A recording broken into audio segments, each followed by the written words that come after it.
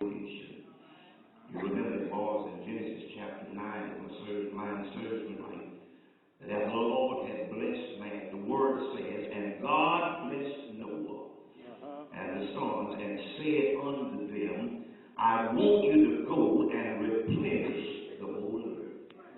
He says to them, I want you to be fruitful. I want you to multiply. I want you to replenish the earth. In chapter 7, in chapter 2, chapter 9, again, verse 7, the Bible declares, he says to them, and you be fruitful and multiply.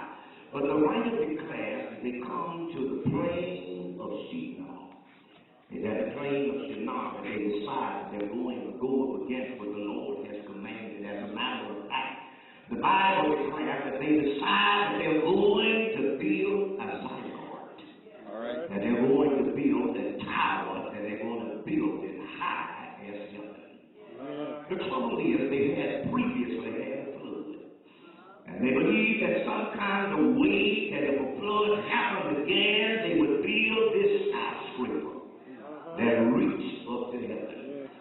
The problem, my brothers and sisters, is they began to conversate one with the other. The Bible declares that God himself, he gets the Trinity together and said, we better go down there. He says to them, let us go down there at once, because if we allow them to do this thing, if they will just think of this thing, we can't tell what they will imagine in the future. All right. So the word says they come down. He calls that place Babel. That word Babel literally means confusion. And right there in the text, we are given three things that will help us stay out of the midst of confusion. Somebody here tonight, your life is in confusion. Tell your neighbor, I need to get out of confusion. You'll be shocked and surprised how many people are part of the church. They like confusion. Well, I don't hear nobody. You know somebody, every time they call their name, you automatically know they're in the middle of some confusion. Is there anybody here tonight, you got somebody in your family, every time they call their name, baby, don't let them come over, because every time they come over, if it ain't one thing, it's another. They always in the midst of some confusion.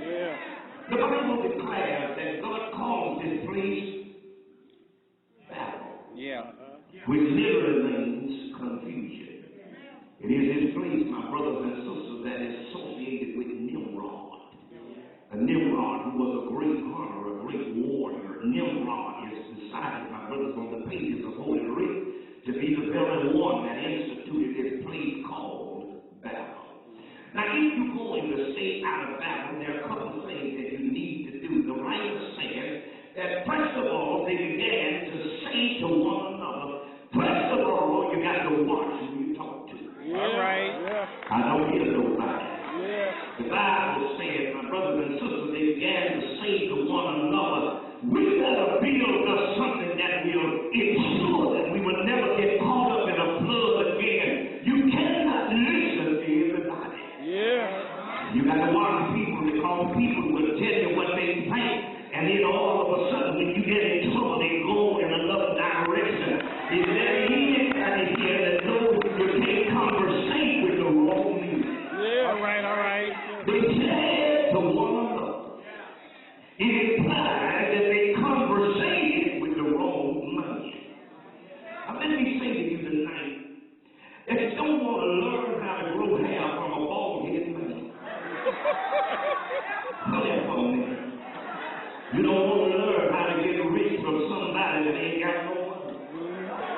You don't want to try to keep your marriage together talking to somebody that's been through 4 divorces. And you don't want to know how to get somebody from somebody that ain't got nobody. Sweetheart, like you gonna do this? I can't do instruction from fellas that have been put out of 5 churches.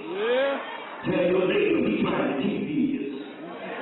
You got to watch who you talk to. People will tell you off, and you know, I wouldn't go to work down there that hard, and they got no job. Don't listen to them.